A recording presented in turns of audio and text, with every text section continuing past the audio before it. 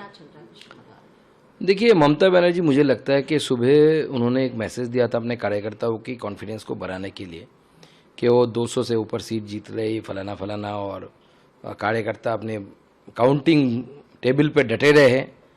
स्वाभाविक है, लेकिन शाम तक आते आते उनको पता चल गया और उनको अंदर का जो डर है वो डर सताने लगा, क्योंकि उनको भी पता है कि एक्चुअल में होने क्या जा रहा है। बीजेपी की सरकार बन रही है और टीएमसी बुरी तरीके से हारने वाली है।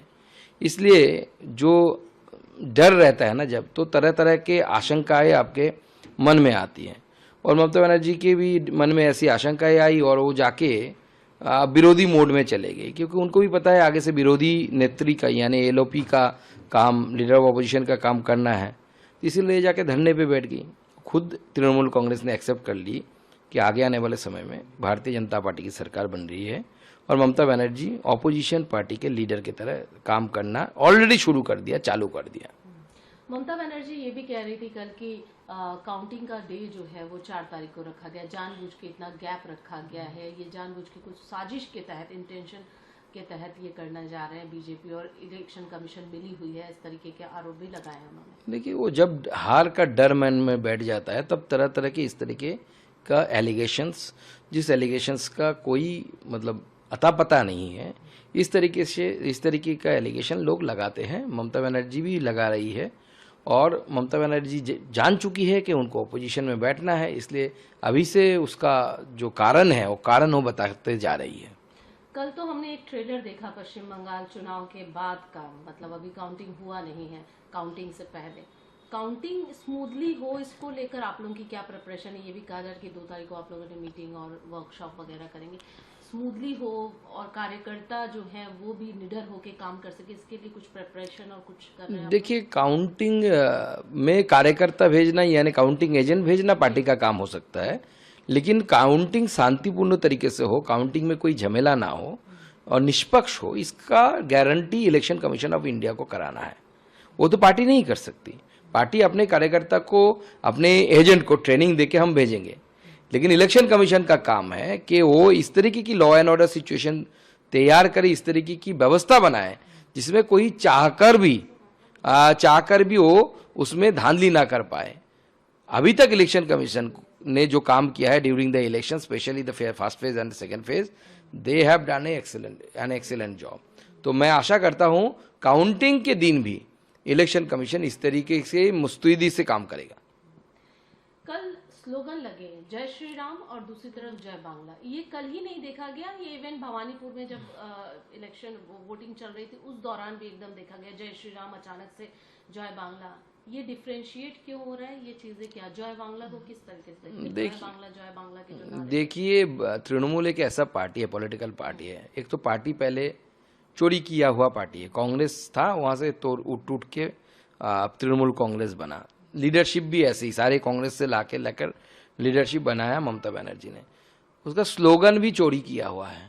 जय बांग्ला ये जो स्लोगन है 1971 पे मुजीबुर रहमान में बांग्लादेश का जब आंदोलन चल रहा था उस समय उन्होंने ये स्लोगन दिया था जय बांग्ला का।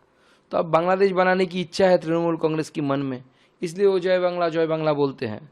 तो उनको बनाना है, हमें बनाना नहीं है, हमें भारत में ही रहना है। तो हम तो कहते हैं कि जय बांग्ला स्लोगन देना है, तो इधर क्यों दे रहे हो भाई? बांग्लादेश है, चले जाओ उधर जाके चिल्ला के माइक लगा के जय बांग्ला करते रहो। पश्चिम बंगाल की जब भी बात होती तब एक जो कहावत है बहुत तेजी से होती है, खेला होवे, सब पूछते खेला होवे की ये। और अब जो पश्चिम बंगाल 3MC के जो कैंडिडेट है जहांगीर, वो कह रहे हैं कि खेला तो इन्होंने शुरू किया है, खत्म हम करेंगे। इस तरीके के जो स्टेटमेंट आ रहे हैं, क्या वाकई में यहाँ पर खेला होवे की स्थिति दिख रही है? देखिए, तृणमूल कांग्रेस ने 21 में इलेक्शन के बाद लोगों के ऊपर बहुत अत्याचार किया। विरोधी दल यानी भारतीय जनता पार्टी के कार्यकर्ताओं को मारा पीटा गया, उनके घर के महिलाओं के साथ बदसलूकी किया गया और उनके मॉलेस्टेशन के, रेप के सारे केसेस हुए। तो तृणमूल कांग्रेस लोगों को जिंदगी को लेकर इन सब चीज़ों को करना, क्राइम को करना एक खेला समझता है। हम इंसानियत को मानते हैं, हम इंसान की ज़िंदगी को लेकर खेला नहीं समझते हैं।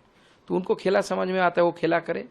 हम बंगाल की जनता की डेवलपमेंट को आगे देखकर आगे चल रहे और उसको ही आगे सामने बढ़ाएंगे। बांग्ला को हम सोनार बांग्ला बनाएंगे, बंगाल को हम सोनार बंगाल बनाएंगे और वही ध्येय के साथ भारतीय जनता पार्टी की सरकार आगे काम करेगी। पोस्टपोल वायलेंस एक बहुत बड़ी समस्या है पश्चिम बंगाल के लिए। इस बार भी कहीं ना कहीं एक डर बैठा हुआ है, जिस तरीके की परिस्थितियां बन रही है। क्या प्रिपरेशन है जो जनता जो निडर रहे? और क्योंकि एचएम ने भी ये, होम मिनिस्टर ने भी कहा था कि 60 डेज और जो है फोर्सेज रहेंगे, लोगों के जो है प्रोटेक्शन के लिए किसी कोई विशेष। देखिए, जैसे आदरणीय गृह मंत्री जी ने बताया कि 2 महीने तक कम से कम सेंट्रल फोर्सेस रहेंगे, और सबसे बड़ी बात है इस बार बीजेपी की सरकार जब बनेगी तब तो पोस्टपोल वायलेंस होने की बात ही नहीं आएगी, क्योंकि बीजेपी की सरकार अपने राजनीतिक यानी पॉलिटिकल ऑपोजिशन को प्रतिपक्ष मानता है, ऑपोजिशन मानता है। हम एनिमी नहीं मानते। डेमोक्रेसी में एनिमी कोई भी नहीं होता, सब प्रतिपक्ष होता है, ऑपोजिशन होता है। तो हम उस नीति पे बिलीव ही नहीं करते जिसमें हिंसा हो, जिसमें मारपीट हो। इसलिए बीजेपी की सरकार बनने के बाद इस बार पोस्टपोल वायलेंस ना के बराबर होगा। अगर कोई कोशिश भी करता है उसको रोकने का काम भारतीय जनता पार्टी के नेतृत्व में जो सरकार बनेगी वो सरकार करेगी, और उसमें सेंट्रल फोर्सेस का भी इस्तेमाल होगा। बांग्लादेश के एक सांसद हैं अख्तर हुसैन, उन्होंने आज बांग्लादेश की संसद में कहा है कि पश्चिम बंगाल में भाजपा की जीत से घुसपैठ रुकेगी और बांग्लादेशी मुसलमानों को देश से बाहर निकाला जाएगा, जो कि बहुत खतरनाक है। वहां के सांसद ने ये। देखिए, अब बांग्लादेश एक अलग देश है, मैं इसके ऊपर ज़्यादा टिप्पणी नहीं करूंगा। सिर्फ इतना ही बोलूंगा कि बांग्लादेश से आए हुए जो लोग यहाँ के नागरिक नहीं हैं, सीए के माध्यम से जिसको नागरिकता नहीं मिल सकती है, उनको वापस जाना पड़ेगा। इसका रोड मैप आदरणीय गृह मंत्री जी ने बहुत पहले ही बताया है। Detect, delete and deport. Bharatiya Janata party उसी नीति पर चलेगी। भारतीय जनता पार्टी की सरकार वही नीति को अपनाएगी।